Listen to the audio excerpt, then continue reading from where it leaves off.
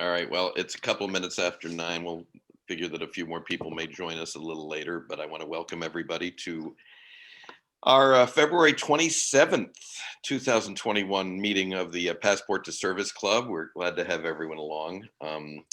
And wherever you may be today, whether it's 80 degrees, I'm not sure what it is for Jonathan this morning in beautiful Southern California, but what's it like in Toronto this morning, Gus? Rainy, surprisingly. It's been warming up, and now we got a lot of rain this morning suddenly. Seems like it's quieting down, but well, as I look at the screen, I would say we've got almost half of our folks on the screen here this morning are Canadian. Not just if we have more of our members come on, we would be have a majority of Canadians. The club is kind of a mixture of Americans and Canadians. Abimbala, who's on the line, is in Atlanta, and so you've got a pretty good mix. Gus is somebody, as I mentioned in the email I sent out earlier this week, that I've known for several years now. I would like you to kind of talk for a minute or two about your youth exchange experience and how that brought you, because Sue has been kind of the youth exchange person for probably 2 decades now, and so that's kind of how we first met you. But then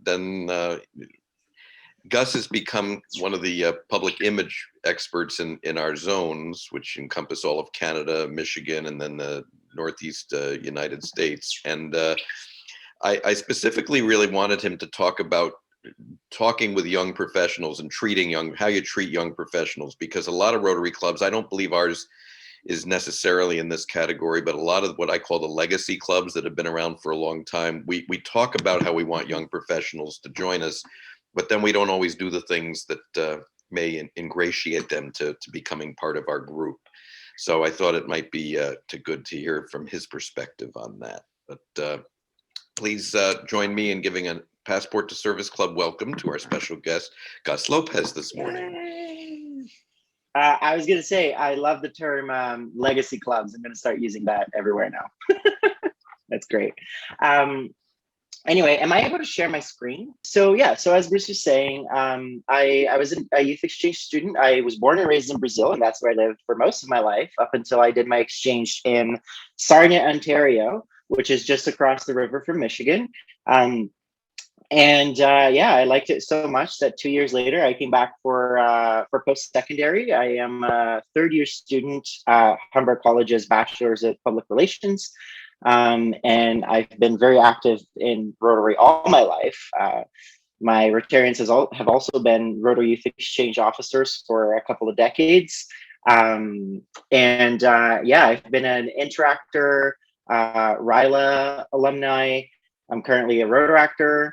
And then 2 of the main things that I do right now for Rotary is I am a co-founder of Rotaract Canada MDIO.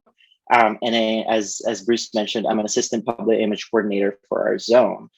And so when Bruce approached me to give this talk, he had seen another talk that I've done in professionals and talking to Rotaractors. And full disclosure, this is put together very quickly because I've been very busy, but this is sort of like a mashup of that other existing talk that I had.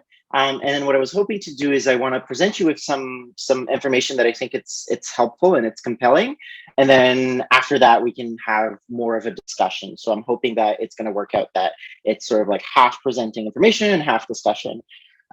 So with that, let's get right into it. So I'd like to start with that really nice quote from our director, Valerie Wafer, here at Zone 28. And she said this really good thing as she was sharing her experience in Rotary at International Assembly in 2020, which can't believe it's already been a year. There was this really good quote from her. She said, in the world of business, we constantly change and adapt and evolve, or else we become obsolete. It's a simple concept. If our products and services are unattractive, we no longer remain relevant for our customer base. And so that really got me thinking, and I really like this framework that I came up with, which is really treating Rotary like a business. And I am a big believer of treating Rotary like a business. Now, I know that some people might be a little turned off by that because, I think a lot of people might think that Rotary has much more noble objectives than your regular business. But I think that really, whether it's a business, a nonprofit, or a professional association, all organizations are very similar with surprising similar challenges and needs. And usually really what changes is the scale and the goal in most situations. And so with that in mind, if Rotary was a business, what is our business? Well, we are in the business of changing the world. More precisely, we're in the business of connecting and empowering people to change the world. And I think that this is important here, is that it's not charity. It's not about the work in the community. I think that the work in the community is great. But what our organization really does is connecting and empowering people to carry out that work. And the impact in the community is a consequence of that. And so therefore our target market is a diverse group of professionals and community leaders who seek to grow as individuals and create change, right? You're really sort of buying into a platform here. And our competition now, Rotary is quite unique in the sense that it does a lot of things, and there's not a lot of organization that does everything that Rotary does, but potential competition involves other organizations that might be similar or overlap, professional associations. A lot of young professionals, talking about young professionals, might ask themselves this question, and I've certainly asked myself this, why would I go and join Rotary and grow my professional connections through there if I can join my own industry association or my local business association? Why would I go join all these Rotarians that I don't know if I could just connect potentially directly with senior professionals in my specific industry? And of course, we're also, as always, competing for people's attentions with whatever it is that has their attention. So it's really appealing to appeal to younger crowds, as I'm sure it's on the radar for the club. And to that end, I think I really like to emphasize that you really need to make your messaging memorable. And we're going to get a little bit more into this as we go on, and certainly as part of our conversation. But today people are really overwhelmed with information, and that information travels so fast that we're competing with people with all sorts of things for people's attentions. And we all know what those things are, right? It could be our families, our personal responsibilities, organizations that we're a part of, our jobs, social media, TikTok, and so on. And so if you go and you see on that screen there, when you look up Rotary on Instagram, Facebook, Google, what have you, there's a million results. There's all kinds of clubs out there. They all kind of look more or less the same, with more or less the same logo. And what I really want to encourage you to think about today is, how do you make your club stand out in the crowd through an inclusive and through a lens and a rhetoric that appeals to younger professionals? And your club is in quite a unique position compared to what Bruce calls the legacy clubs, that you can reach a much broader audience, but then on the flip side, you're also in competition with a lot more clubs, right? You have those local clubs, and then you have other kinds of online clubs. For example, I have friends at Global Passport and Rotary Global Action that keep telling me to join their clubs. And none of them have made a compelling enough argument so far. So we'll see how that turns out. And so I guess what I'm getting at here is really the why. Okay. The why of your club, and I like to start everything with why. And some people call this first principles. And it's the concept that if you whatever it is that you're dealing with, if you boil it all down to the most basic first principle, what is it? Why do we do the things that we do?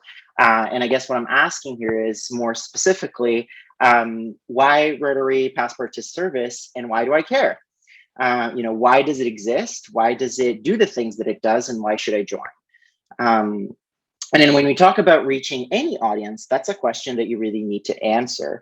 Everything that your club does, from this meeting to whatever project, whatever Facebook post, everything is an opportunity for you to answer that question. And you better be ready to answer that question, because guess who's going to be the first one to ask? these guys. Millennials, Gen Zs, famously known as the me generation. We're big on asking questions. We're really busy, and frankly, most of us are a little bit overwhelmed. And so, yeah, we ask a lot of questions, and we really want to know. So why? Why you? Why me? And really, why do I care? Why does this thing that you're talking about deserves my attention? Because, as I said, attention is highly competitive these days. And so, just talking a little bit about building your brand as a club, the foundation of every brand starts from the inside. And here we're getting a little bit into organizational culture. It focuses on shaping your organizational culture, which is hard, and it takes active effort. And so I also want to highlight that everything that I'm saying here, it has to be beyond a piece of messaging on whatever communication that you point out. It has to be beyond something that you talk about. It has to be a piece of your club's actual culture, how people actually behave and what they actually believe within the organization. And I think that this tends to be overlooked. And I think, remember, if membership is our product, then we need to take care of our members and their experience first. That's the top priority. And these are conversations that you have to have as a club, not just with your board, but with your members, and really sort of get into what do your members truly care about, and what is your mission, and how does that translate to the audience that you want to reach, and in this case, specifically, young professionals. This is key to attracting a younger audience because young professionals, millennials and Gen Zs today are particularly passionate about values and what do they mean to them. Now, remember, these are individuals that grew up in a really fast-paced world, and there are a lot of things that are competing for their attention. And so why would they look to Rotary? And most importantly, why would they look for your club in specific in the middle of all of that? And I think one of the first things to get out of the way when dealing with these audiences is to address those stereotypes and be really careful to not fall into those traps. I mean, you look at millennials, these are kids that grew up, they were in high school through Columbine and 9/11, and then they got into the job market right through the 2008 recession. Some of them even refer to them as the unluckiest generation. And then you look at Gen Zs, and these are the children of the war on terror, global warming. And for those folks like me, we're just getting into the workforce in the middle of the COVID-19 pandemic, right? So I think both generations also had access to tremendous technology, information, and luxuries that previous generations would have never dreamt of. But I think the point here is that every generation has its hardships and privileges. So I really encourage you to really catch yourself if you ever find yourself in a situation where you're just about to say to a Rotaractor or a young professional, well, in my day, I would really encourage you to think twice whether or not that's relevant and whether or not that's helpful.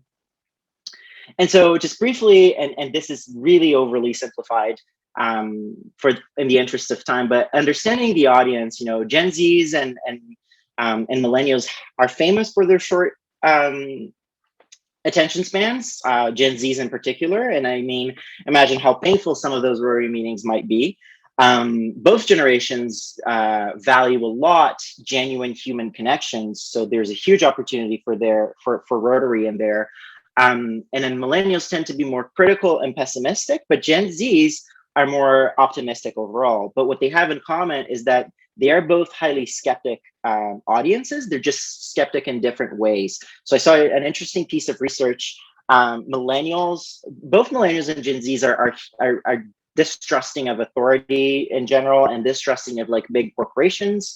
But for example, Gen Zs, because they're so interested in that genuine human connection, they look at certain pieces of content, and the more elaborate and the more like expensively produced it is, the less engaged they're going to feel. Whereas millennials, because they grew up in that, they really appreciate that kind of content. So you look at like traditional media and you look at YouTube and like these big productions, millennials really like that. Whereas Gen Zs, they're all over here on TikTok and Instagram because this is just someone with a selfie camera talking to them, and they look at that and they're like, this is a real person.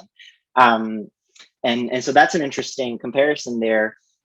And both are more diverse than ever. And it's been all over the news recently. 1 in every 6 Gen Zs is an LGBTQ plus. The exact way that plays out is that on a census, I believe they all identify as something other than straight. And then this generation is also said to be the last majority white generation in the United States. So diversity and inclusion is obviously top of mind here. And so if we were to create a young professionals Rotary wish list, now, mind you, I have to put this disclaimer out there. This is solely based on anecdotal experience. These are things that I find that are important to me and that I found through conversations with other young professionals in Rotary and other Rotaractors.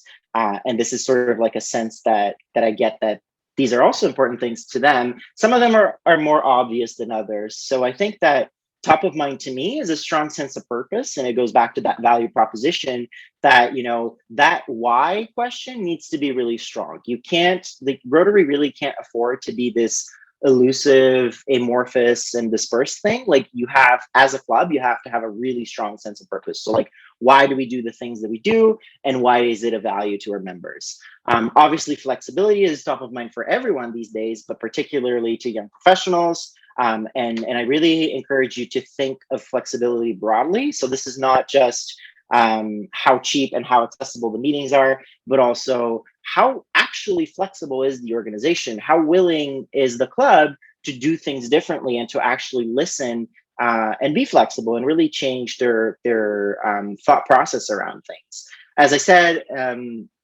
inclusivity and equity, and that goes from the macro to the micro. So this is both when you talk about including minorities and that more traditional sense of diversity and inclusion, but also inclusivity in the more narrow sense, and like make sure that the members actually feel included, make sure that the young professionals actually feel included and feel like they genuinely have a seat at the table. Opportunity to make real impact. It's also really important. Personal and professional growth, especially if they're coming from Rotaract and if they've been in RILA and NTRAC, that's going to be a very strong factor for them. I know it's a strong factor for me. I think that there's a gap that in Rotaract, we talk, Rotaract's motto is fellowship through service. And it's the idea that through your connections and through your relationships, you serve the community and you grow as a professional and you grow as an individual. And that's a core idea and piece of culture from Rotaract. And then when you get to Rotary, it's more about service above self. And it's a little less about the self and more about the service, it seems like.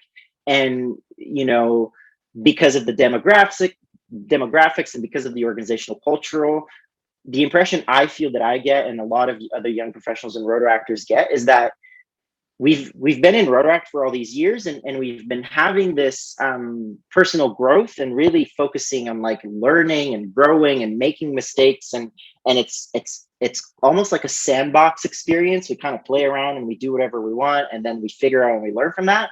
And then when you get to Rotary, and it seems like the average Rotarian is a lot less willing to learn than the Rotaractor. And that's a generational thing, that's an age thing, that's a culture thing. But it seems like Rotary, it's more, you do the things that you do the way that you've done. And it's always been like this. And we just want to do the same thing next year, marginally better. Whereas Rotaract is really about, okay, what is the member experience here? What did we actually learn and gain from this? And networking and mentoring, as I mentioned, the market is tough out there, and young professionals are looking for anything that they can get that gets them to stand out as a professional, and that's challenging. And I think that Rotary really needs to work on delivering that more and better. On my personal experience, the fact that I'm here today speaking to you, that's a huge professional and personal and networking growth moment to me. And I do this to a lot of different Rotary clubs, and I'm in a really unique position. I don't think any of my peers who are not in Rotary could say that they get to go to all these Rotary clubs and all these organizations and present, and I get to present on my field, right? Like I present on a lot of things that are related to PR and communications, and that's quite unique. So that's a really positive piece of my experience, but I can't really necessarily say that I've had a lot of palpable networking and connections that actually help me professional. I've gained a lot of personal connections, but I can't necessarily say that I got to talk to a lot of people in my industry and I got a lot of mentorship opportunities. And then the biggest turnoffs on the flip side. So change is not fast enough. That's a big one. I would dare to say that this is the top one and this is the most universal one. I swear to God, if I hear someone else in Rotary International tell me once again that something it's coming or that we're getting there or that, it's tough or it's complicating and making excuses, I'm going to scream because it's really hard for us. Like I said, we grew up in a world that drives at like 3 times the speed that it was 10, 20, 30 years ago. And like, we cannot bear this. It's like, this old boat moves way too slow and, we got to turn it. Tokenism and ageism is a big one. And I think that that's one that might not be on Rotarians' radars. And Rotaractors and young professionals, they want to be seen as more than their age. They want to be seen as more than being a female in Rotary, that being a minority in Rotary. And they want to be seen and included for what they actually bring to the table. And then to that same end, lack of inclusivity, which is that sort of like micro inclusivity that I said, and then the representation, which is more macro inclusivity. There's nothing more intimidating to a young professional than walking into the fancy hotel in town, into a legacy Rotary Club meeting, and seeing a bunch of white old men with white hair. And they really don't feel like they belong there. They really don't feel represented. And that's challenging. Excessive ceremonialism and long and repetitive meetings. I mean, I love these online clubs. I think you guys are on track. I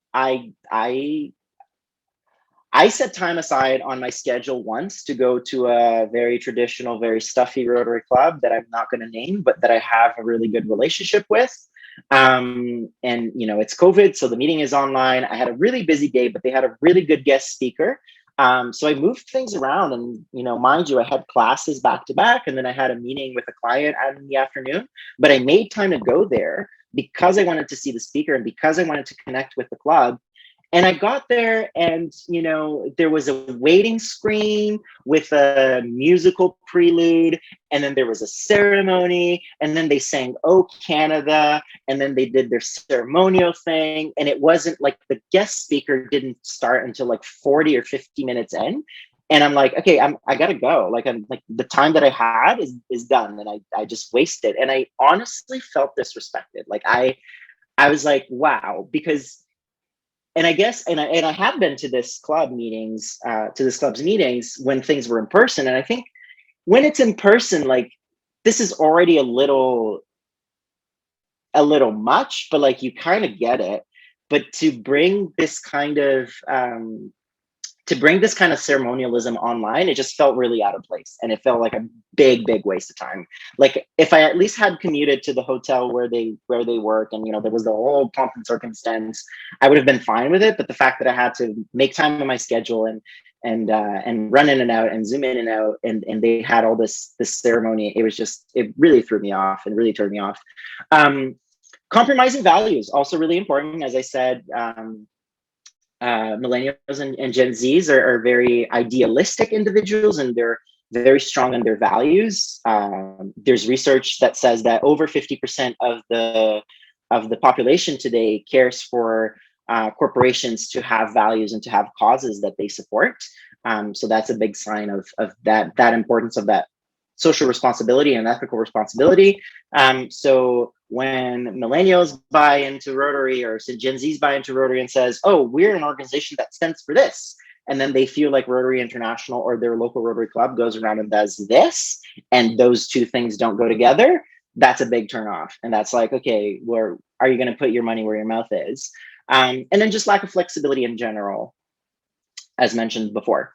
And so really back to that whole main thing that I said, that the tokenism is really, really important, really strong. Nobody wants to be tokenized, right? And I want you to not take my word for granted, or my word for it. And I want you to listen to someone else talk about it. This is a Rotaract podcast put together by a Rotaractor, where they interview another great Rotaract leader, and they got into their discussion. And I really wanted for you guys to hear this soundbite, and I hope it's going to play. And let me know if you can hear it. No, I've had You can hear it, right? to me like, "Hey, we'll sponsor you to join our club because you're gonna lower our age," and I'm like, hi, like more than just my age here. Like, let's talk about all of the things I've gotten to do in the last 10 years. Let's talk about all of the things I can contribute.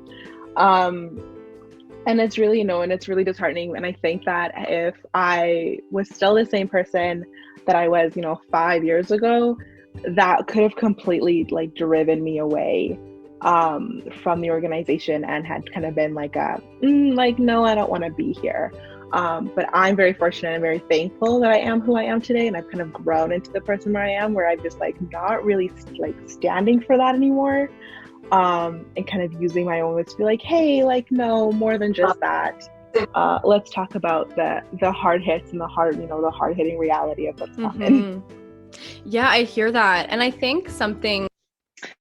Yeah, so I mean, as Yvonne said there, it's really frustrating, and you would be surprised with how common it is. I've certainly heard it, and I've certainly seen some things that I'm like, I wish that Rotarians would see me for what I actually bring to the table, as opposed to being some sort of like checkbox. And it's like, okay, we got a young person in, and that's good.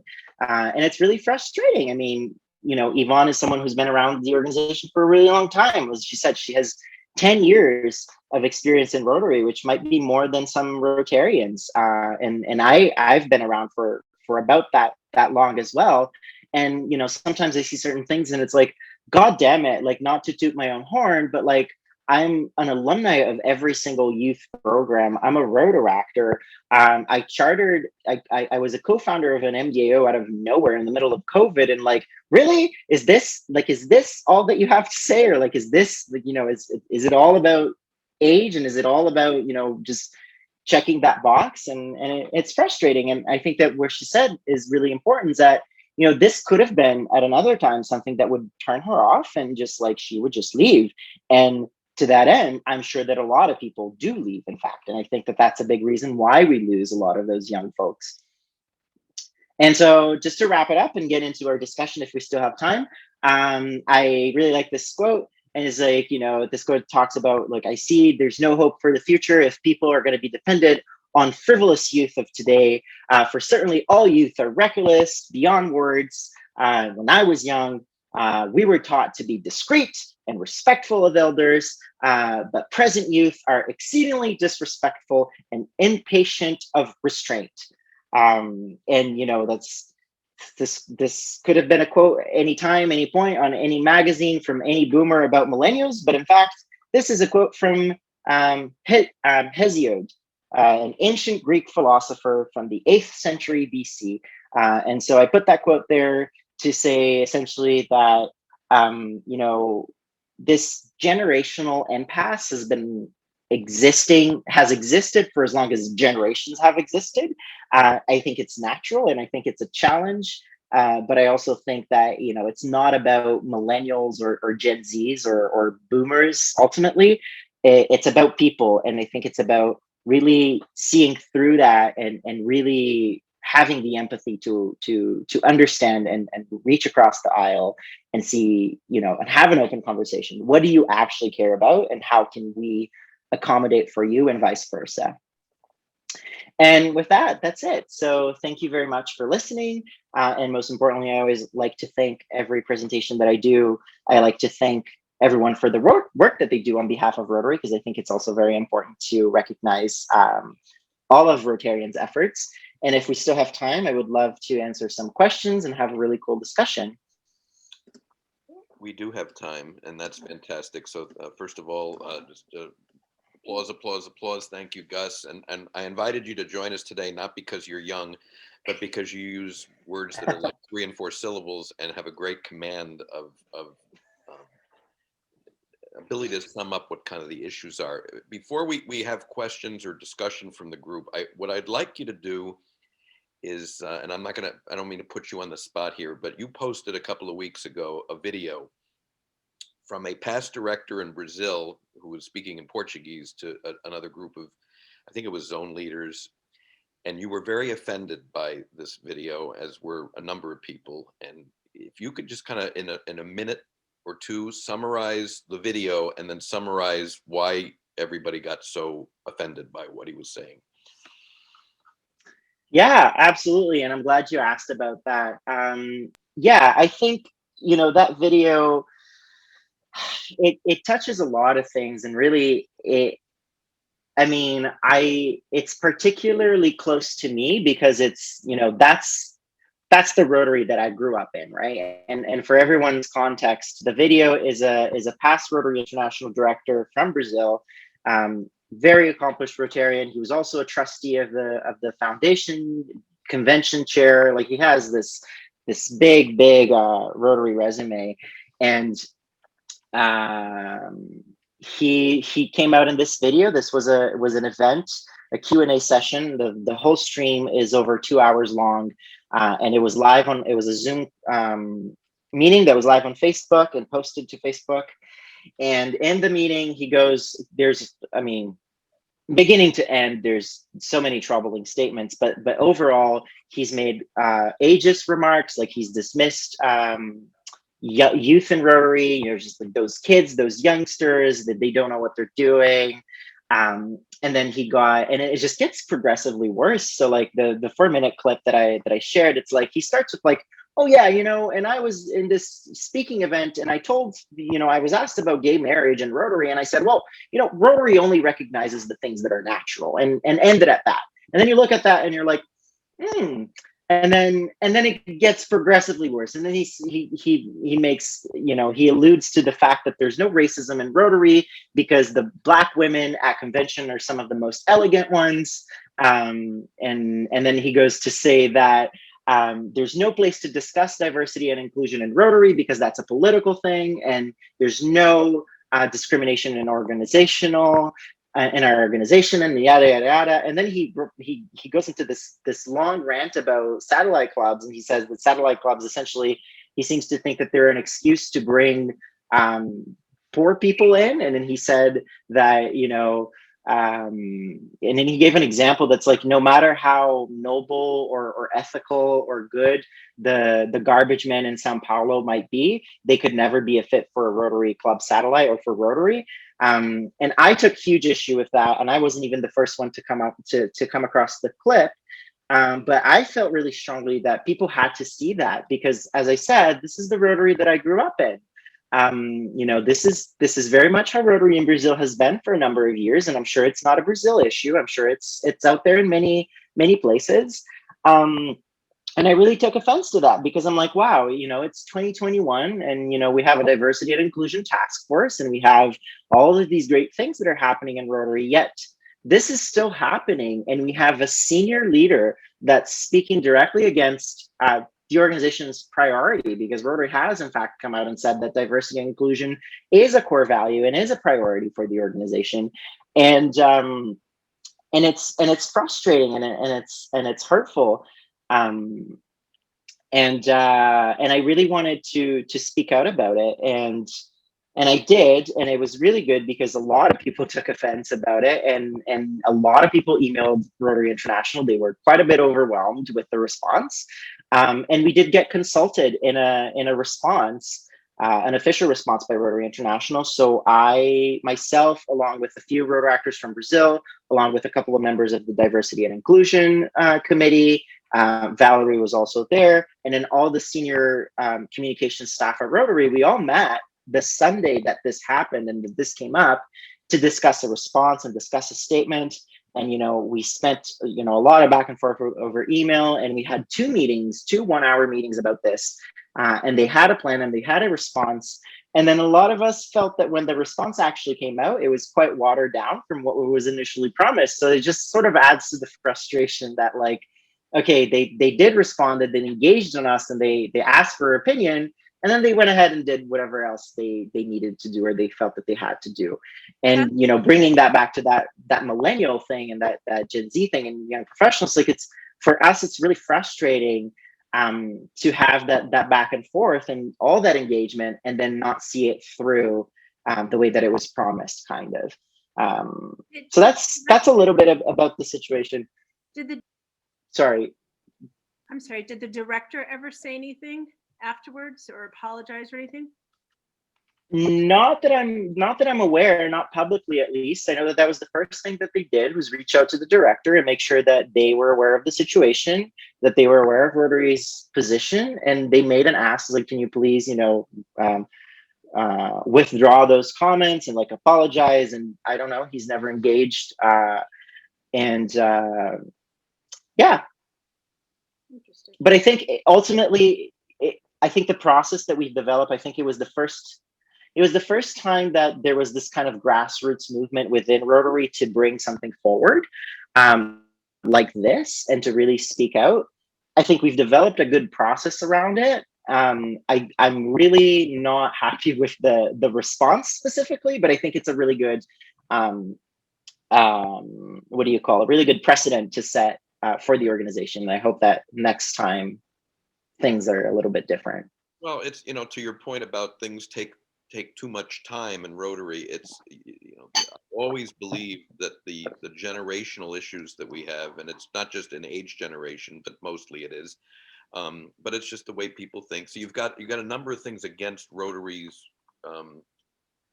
moving into the 21st century on this. You've got the age issue, you've got cultural differences, how a Brazilian past director thinks may be different than, you know, how you know, somebody from Canada as a past director thinks. So I thought it was important to bring that up and have people understand, you know, because you were very passionate about that.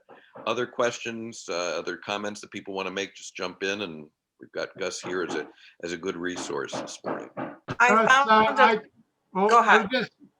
Go ahead, Julie. No, Doug, go. You go. Hi, Gus. Good job. I'm sorry I came on a little late. I just want to give you a little encouragement that I've run into some situations, and when we dissected them, it was nothing to do with age or nothing to do with gender. And so in this particular case, whether it's Rotary or whether it's a local community organization or whether it's my church committee, don't be discouraged, because I too, like many other senior Rotarians on the call here, have had meetings with Rotary International, talked to staff, talked to directors and trustees, tried to have a forum to provide feedback on how to do something. And it never comes out the other end like you think it maybe is going to when you have your meeting. So I don't feel as though that's an issue with age or gender or whether you're in Rotary or Rotaract, because I've had those same experiences. So I don't think when things don't go the way you hope they will, or they don't go as fast as you want them to, don't think that I'm not sharing those same frustrations, and many others on here are as well. So I don't feel as though you need to worry about it being age or Rotaract. That's part of the process. And I think for us old farts, as we mature and get older, we have just come to understand that that's how the world works. And I don't think this is unique to Rotary. I don't think it's unique to age. I have the same experiences. And by the way, Gus and I did have some interaction on that issue. And I did reach out to 2 or 3 directors who I know are personal friends with him. And yeah, they thought he was a little rough around the edges, but the man does have a lot of respect in Brazil. And as 2 directors told me in their own way, usually when he opens his mouth, he's right. That's not saying they agreed with what he said, but he does have, through people working with him, he does have a lot of respect, notwithstanding that he said stuff some of us didn't like. Yeah, thanks, Doug. Julie, what did you have? Well, I found this. I don't know if you can see it. My previous club had this hidden in a closet, and Julie took it. Because we've always done it that way with the slash through it. And then it says, don't be afraid to fail. Don't be afraid to try. And Bruce and Sue and Chris certainly know the club that I'm coming from. And this was my battle for 10 years with them. I made a little headway. I got rid of the head table and we stopped singing at the beginning of meetings. But I have just a couple things to say. I do have hope for the young people teaching middle schoolers and 7th graders and 8th graders. They are much more progressive, very forward thinking. I'm super impressed being a full virtual teacher and getting to know my students so much more than I would in a classroom, with where they are, with their openness, and they really are the hope for the future. So that's an important thing. And Gus, another thing that might be interesting to look into to include in your presentation, I saw a special, I want to say it was on 2020, several years ago, about brain development and what your brain looks like versus what our brains look like. My kids, I've got a kid born in 96 and one in 99. And when they were born, it was all of the instant gratification. It was hang the little Fisher Price fish tank in the crib. And when you wake up in the middle of the night, you can hit it and you've got waves on your ceiling. And the computer games where if you touch any key, something happens. Everything had an instant response. It was a light, it was a song, it was something. And they actually studied brains, and the brain developed in a very different way. And that's why you see that we've got to move quickly as compared to what our brains look like, where we had the delayed gratification. So that was a fabulous presentation, by the way. Thank you. Thank you. And that's, it's definitely, sorry, who's that? I just wanted to mention, we used to do the song in our previous club. We used to do the songs, but we got out of it because the restaurant we were at had a fire and burned the songbooks. Everybody, half the club was. That was a hint. Yeah. Theory there. Kinda. Yeah, I think to Julie's comment, I think it really just goes to show how fundamentally different generations can be and people can be. And I think it really is, it's a tough gap to address because we live in different worlds and we see the world so differently. But I think as long as you can sort of like keep your biases in check on both directions, I think you can get there. I think to the whole song and ceremony and all of that, I think it's really challenging because it's something that you don't really see elsewhere, and it's a little off-putting for someone. I mean, I grew up in Rotary. I drank the Kool-Aid. I don't particularly care if they sing, if they pledge allegiance to the flag, or if they sing the anthem or whatever. I'm used to that. But for people who aren't, it's a little off-putting. It's a very, very different.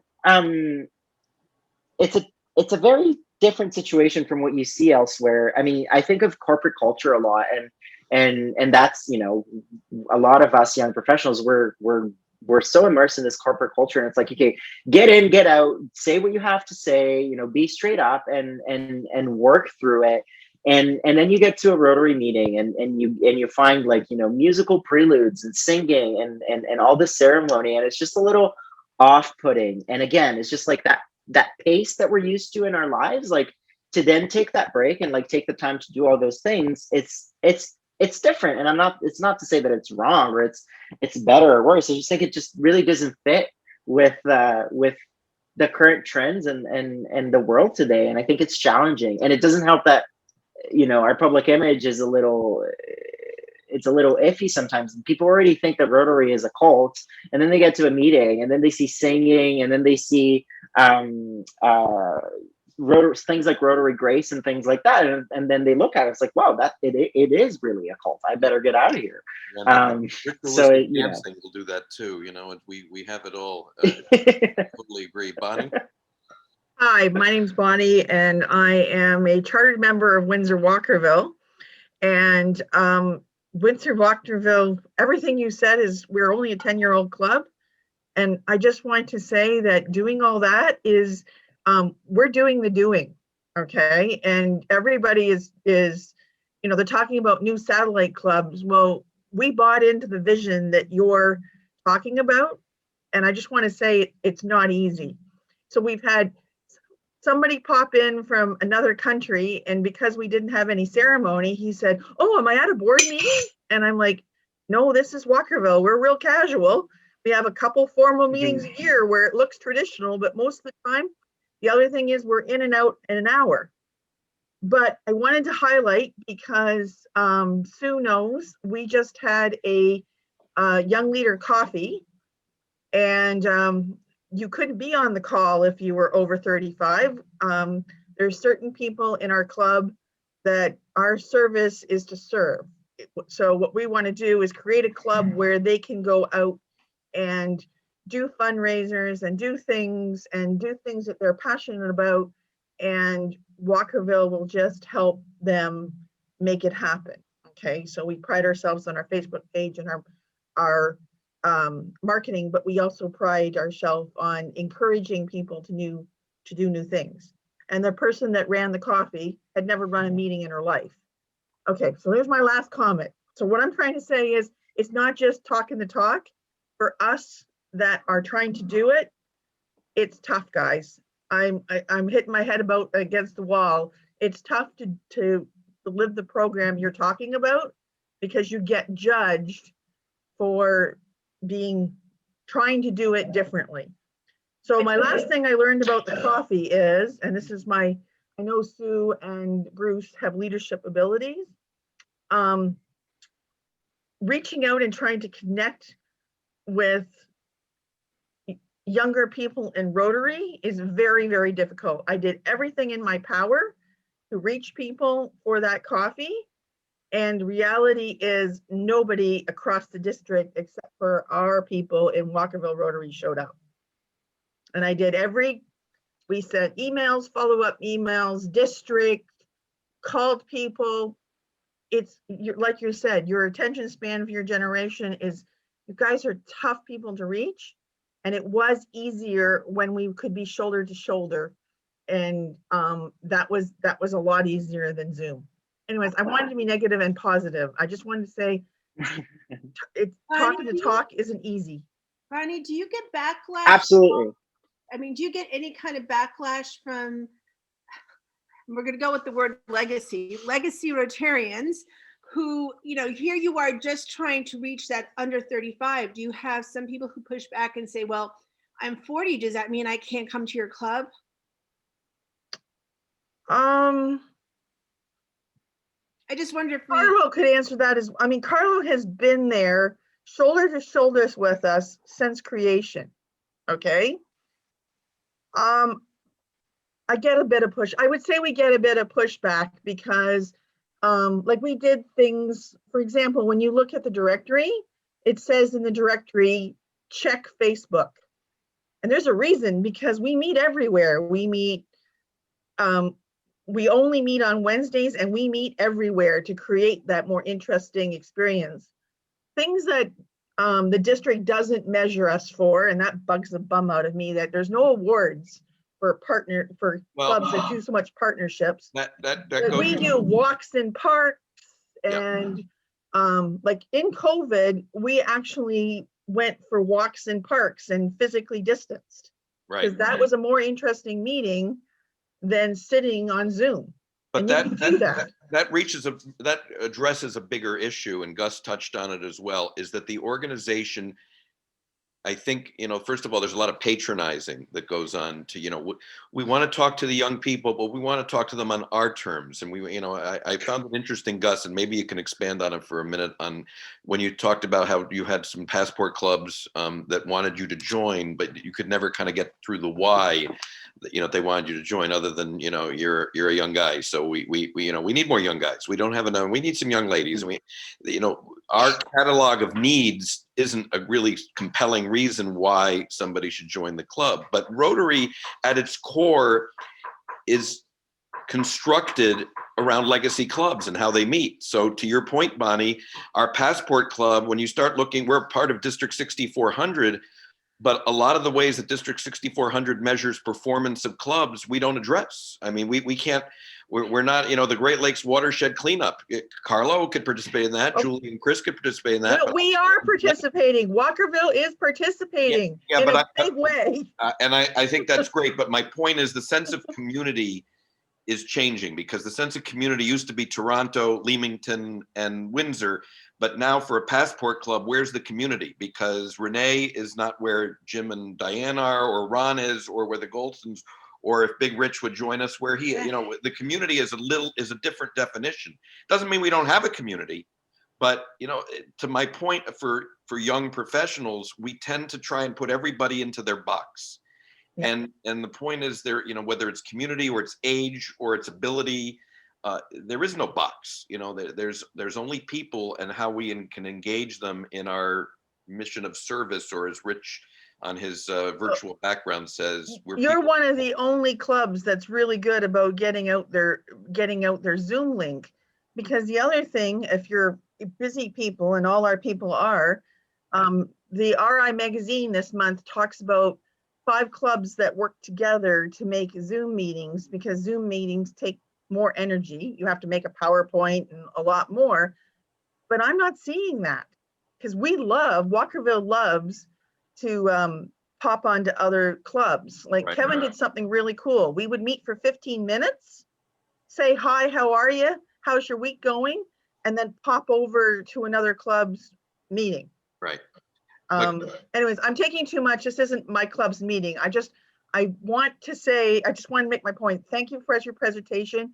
I made an effort to be here because I want to hear from people like you, but doing the doing it's hard. Yeah. You guys are a hard generation to reach, and I've got a whole bunch of you. And if I don't figure out a way for them how to meet other young people, I'm going to lose them. But that's why I want to ask Gus. Gus, tell us about the why. If they've asked you to join, why were you looking for? What's the compelling reason that you would join, or reasons that would make you want to join a club? Totally. And I really like Bonnie's comment, because I really appreciate that. I understand it's really hard. And I think it's hard because we're getting in, and Bruce also touched on this a little bit, is you're dealing with organizational culture, and that's a beast. That's like, it's no accident that there's entire firms and agencies that consult just on that, right? And in fact, Rotary International is engaging on those. But yes, to Bruce's point, why and why would I join and why would I not join? And again, that's my personal experience, but any Rotary club for me at this point is a tough sell. And it's probably just because how involved I am. If I had half as many things on my plate, I would probably be looking more seriously into joining a Rotary club. That being said, I don't know what is. I wouldn't leave Rotaract at this point. If I were to join, I would be a dual member, which is also an option. But then I also have a hard time justifying what is the actual value of being a dual member. And some of the arguments, I think the biggest argument on the Rotaract side is the credibility and the access. And I know I have a lot of colleagues in Rotaract who became dual members, and just by being dual members, they've had access to engage in Rotary in a different way. They've been able to sit in Rotary International committees that they wouldn't have been selected as Rotaractors. They were only selected because they were Rotarians, because they had the Rotarian qualifier, and that is something that still happens. But I look at that and that's like, I don't want to. This is precisely what I'm fighting against, and I want to bring Rotaractors to the table. So I don't want to. It's almost a betrayal. It's almost like I don't want to have to become a Rotarian in order to bring Rotaractors to the table. I want to bring Rotaractors to the table as a Rotaractor, and I've been very fortunate that I've had opportunities. Being an assistant public image coordinator, that's a senior. That's a more or less senior regional role. That's something that in past it was only DGs that did it. That was something that up until very recently, and it's still the reality for many zones, that's a Rotarian only position. And I've been really fortunate that I was given the opportunity by Michelangelo Caruso and Valerie Wafer, to join that team. And Michael did something really interesting this year. He has more Rotaractors and young professionals in Rotary than DGs on his assistant public image team. He has 2 DGs and then himself, and then more than half of us are young professionals and Rotaractors. So I guess what is the core issue is, how do you justify? And then for me, I look at some of the justifications and it's like, oh, if you were Rotarian, you would get to network with all of these Rotarians. And I'm like, well, that's what I'm doing here right now. Like, I don't need to be a member of your club to network with Rotarians. It's like, oh, but our club is a global club. You get to meet people from all over the world. I'm like, I'm a Gen Z. I can go on LinkedIn, I can go on Facebook, and I can reach out to whoever I want and connect with people all over the world. Like, it's what is it that actually makes the difference? What is it that actually stands out from your club is really the question. And I think things that would stand out for me is, okay, if the club had some sort of like formal, structured, and really well-designed mentorship program, that's something that would sell me on Rotary. Like, if I had the opportunity to actually connect with a professional, and I mean a professional, I don't mean someone who's been retired for 10, 15 years and doesn't really know what the industry is like out there. And it would, for me personally, it would probably be a professional in my industry specifically. That would be a selling feature for a Rotary club if I had a mentorship opportunity like that. What else? There was something else that I wanted to talk about. Oh yeah, and the whole thing of personal development through service versus service above self. I am highly skeptic that I will join any Rotary club and I will truly have a seat at the table and I will truly have a voice and I will truly be able to like create consequential change within the organization and myself and the community. I think that most Rotary clubs fall into the trap of being way too focused on service for the sake of service, as opposed to that whole sandbox idea that I was talking about. And that would be a big adjustment for me coming from Rotaract, because that's what all the Rotaract does. And I mean, my Rotaract club, the Rotaract Club of Toronto, we have 60 members and we meet at a restaurant outside of COVID. We meet at a restaurant every Monday night. So in most ways, we're more like a Rotary club than anything else. But we still have that fundamentally cultural piece that's like, okay, we're here to learn. This is a personal and professional development program. We're going to try things out. We're going to make mistakes along the way. And then we're going to get together and talk about it and learn from it. And I miss that in Rotary. There's something that I talk about, that I've been talking about a lot recently, is most people don't know Rotary has 2 official mottos. Service above self is the most popular and most known and well-used one. And then there's a second one that says, one benefits most who best serves, or something along those lines. And I think that's the key. I think I would really like Rotary clubs and Rotary International to capitalize on that idea that the benefit through service and the benefit of the professional growth and the personal growth through the service has to be more important than service for the sake of service. If you want to appeal to young professionals in the younger generation, if you want to keep doing what you're doing and appealing to the same audience that you've been appealing for a number of years, that's fine. And I mean, that Rotary club that I visited that had that whole ceremony, I'm obviously not the audience, right? But then you got to ask yourself, how sustainable is that, right? Like, how long is that audience going to be around for? Totally. Hey, Gus, we could probably go on for another hour easily. I know I could. Not every club is cut out for every person. Not every 25 or 26-year-old is the same as every other 25 or 6-year-old or 60-year-old is the same as every, there's a lot of differences. And that's why we have more cause-based clubs that are starting where people have common interests rather than common ages. And I think that's a great way to go too. So this conversation will continue and we will probably ask you to come back at some point. But can't thank you enough for joining us. So appreciate you being here. And everybody I know, Julie's sending a heart, and so are the rest of us. So thank you. And thank you. There's a couple of things that I wanted to say to wrap up, just to address a couple of things on the comments as well. But first, that whole ceremony and culture and tradition thing, again, not to say that tradition is all bad. I think that there's pieces of tradition that are really good. And to something that Bonnie said and something that I've been telling my club for a long time, Our club is a club that gets a lot of international visitors all the time and a lot of external visitors all the time, like people from not the Rotary family, because of where we are. And, you know, Toronto's a very global community. And we got a lot of attention from when we were, when the convention was here in 2018. And then the Rotaract Club of Toronto was the host, part of the Rotaract host committee. So we have a big global following of Rotaractors from all over the world. And then they eventually visit Toronto and they come to our meetings. All of this to say, one example of a piece of ceremony or tradition that I would like to see more in Rotary, for example, that I think is positive, is sort of like making sure that you address the visitors, and that you, and this is much easier on an online setting, but like making sure that when someone who you don't know, who's not a member of your club, who's not a constant visitor, walks into the room where your club meets, wherever that is, that they feel welcome and they feel acknowledged. I think that's a really important thing. And that just goes to say, just goes to show that there are pieces of tradition that are worth keeping, but there is also pieces of tradition that are pure peer pressure from dead people. And then the other thing that I wanted to say is just something that was mentioned on the chat.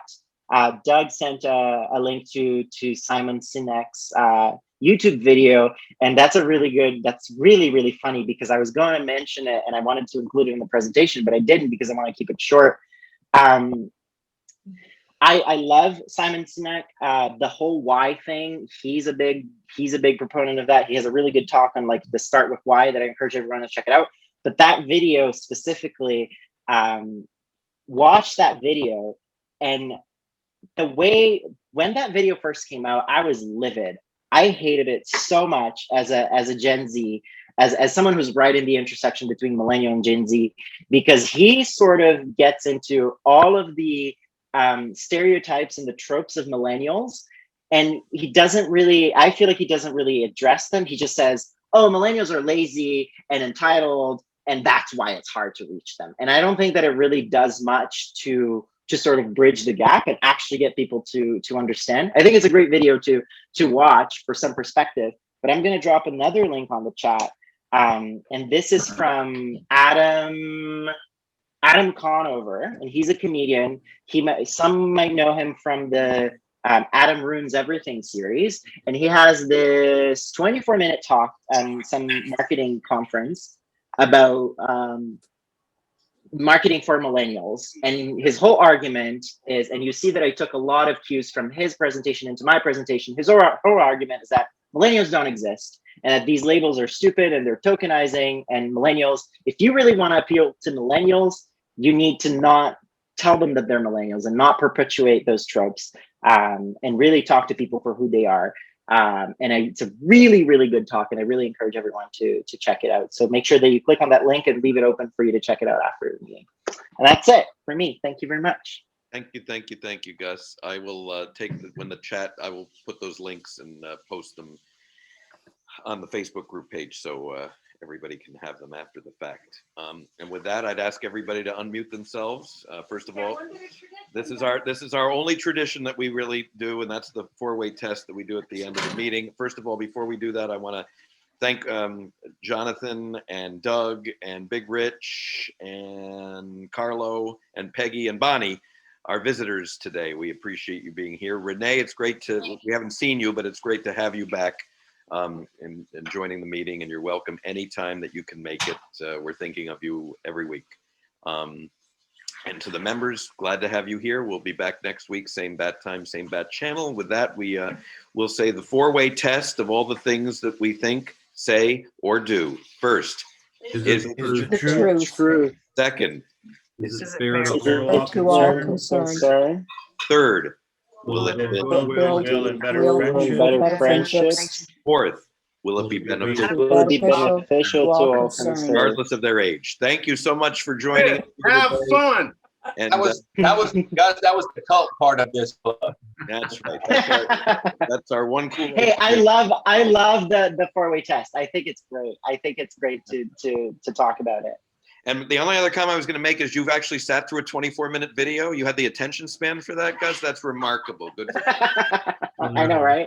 Have a great week, everybody. Thanks, Gus. Bye, everybody. See you later. Bye-bye. Bye. Have a great weekend. Thank you.